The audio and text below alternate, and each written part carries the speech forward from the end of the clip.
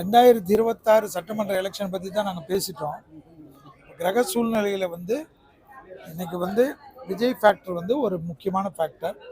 அதே போல் கூட்டணிகள் மற்ற விஷயங்கள்லாம் எங்களை பொறுத்த வரைக்கும் ஜனவரி 6ஆம் தேதியிலேருந்து மிக அதிகமான வேகம் எடுக்கும். அந்த வேகத்தில் யாரெல்லாம் சரிய போகிறார்கள், யாரெல்லாம் நிற்க போகிறார்கள் என்றெல்லாம் பார்க்கணும். நிறைய பேர் பிரிந்தவர்கள்லாம் ஒன்று கூடக்கூடிய காலகட்டம். ஸோ இதெல்லாம் சேர்ந்து அதே போல் விஜய் சாருடைய அமைப்பும் சீமான் சாருடைய அமைப்பும் கூட்டணியில் வரப்போகிறார்கள் என்பதெல்லாம் நீங்கள் பார்க்கணும். இப்போ இருக்கிற பேசிக்காக இந்த கிரகங்கள் இப்படி இருந்தாலும் கிரகங்கள் மாற்றம், குரு வக்கர நிவர்த்தி என்றதுனால குரு திருப்பி மிதுனத்திலிருந்து பல விதமான அற்புதங்களை மேற்கொள்வார். எது எப்படி இருந்தாலும் பிரிந்து நின்றால் அது ஆட்சியாளர்களுக்கு தான் வருன்றது ஜோதிட அறிவே வேணாம், எல்லாருக்கும் தெரியும். ஸோ இந்த கூட்டணிகள் 6ஆம் தேதியிலிருந்து குறிப்பாக தமிழ்நாடு பெரிய அரசியல் போர்க்களமாக மாறும் என்பது தான் என்னுடைய கணிப்பு.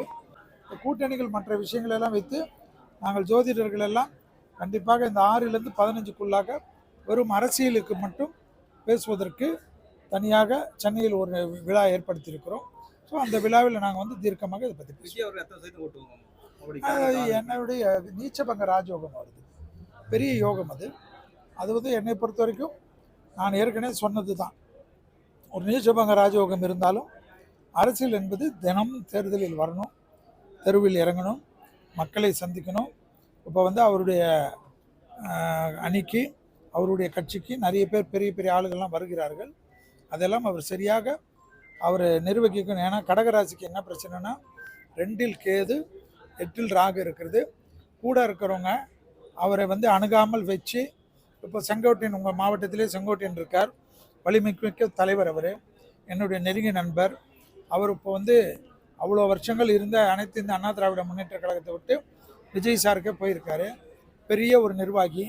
களத்தில் அதுவும் தேர்தல் களத்தில் அம்மாவுக்கு அடுத்ததாக பெரிய முதலமைச்சர், அதாவது முன்னாள் நம்மளுடைய மறைந்த வாழும் தெய்வமாக இருக்கக்கூடிய புரட்சி தலைவருக்கு அப்புறமா புரட்சி தலைவியெல்லாம் கண்டு அவர்களோட தேர்தல் சுற்றுப்பயணத்துக்கெல்லாம் திட்டம் வகுத்து கொடுத்தவர்.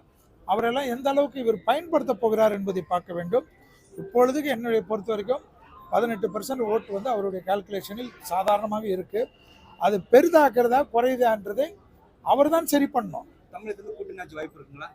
தமிழில் நீங்கள் என்ன பண்ணாலும் தனிப்பெரும்பான்மை வந்தாலும் கூட்டணி ஆட்சியில் தான் பங்கு பெறக்கூடிய சூழ்நிலை கண்டிப்பாக வரக்கூடிய தேர்தலில் ஏற்படும். ஏனென்றால் இந்தியா முழுவதும் அந்த மாற்றங்கள் இந்த வருடத்தில் சனி வந்துருது, பிறகு கிரகம் கொண்டு வந்துருச்சு. அதனால் மீனத்தில் இருக்கக்கூடிய சனி யாராக இருந்தாலும் கூட்டணியில் இருந்தால் தான் வலிமை மிக்கவர்களாக கருதப்படுவார்கள்.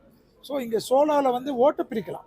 இப்போ சீமான் ஐயா இருக்கார், அவர் இந்த வாட்டி இல்லை நான் தனியாக தான் நிற்பேன் என்றால் நிறைய ஓட்டு சதவீதம் அவர்தையும் இழப்பார்.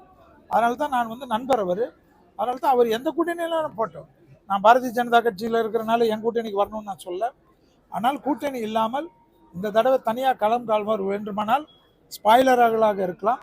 ஆனால் கண்டிப்பாக வெற்றி என்பது பெரிய கட்சிகளுக்கு, கூட்டணியில் வலிமை மிக்கவர்களுக்கு தான் கிடைக்கும். இதுதான் உண்மையான அமைப்பு.